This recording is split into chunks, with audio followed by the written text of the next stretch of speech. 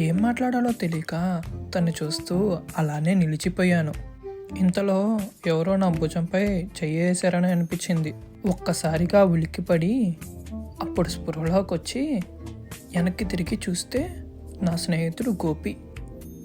గోపి నువ్వా అని నేనంటే వాడు ఇంతసేటుగా ఆలోచిస్తా ఎటువైపు చూస్తున్నావురా అని అడిగాడు. నేను అటువైపు చూస్తున్నానురా అన్నా. ఎవరిని చూస్తున్నావురా అని వాడు అడిగాడు. ఆ అమ్మాయిని చూస్తున్నానురా అని నేనంటే భ్రమలో ఏమైనా ఉన్నావారా, అక్కడ ఏ అమ్మాయి లేదు కదా అని వాడన్నాడు. అర్రే మళ్ళా మిస్ అయిపోయిందిరా, పదరా వెతుకుదామని గోపితో అని పరుగు మొదలుపెట్టి ఇలా అనుకున్నాను. ఈసారి తను మిస్ అయ్యాను. ఎలాగైనా తన జాడ ఎట్లాగైనా తెలుసుకోవాలని చెప్పి వేగంగా పరిగెడుతున్నా. గోపి ఎంత మాట్లాడినా నేనేమి పట్టించుకోకుండా పరిగెడుతూనే ఉన్నా.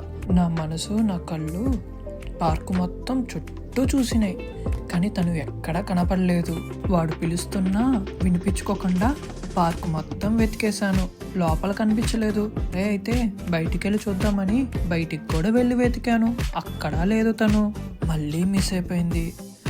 తన జాడ మీకేమైనా కనబడిందా? కనబడితే నాకు చెప్పండి. నేను మీ తనుజుని. ఇదే నా ప్రేమ సోదరు.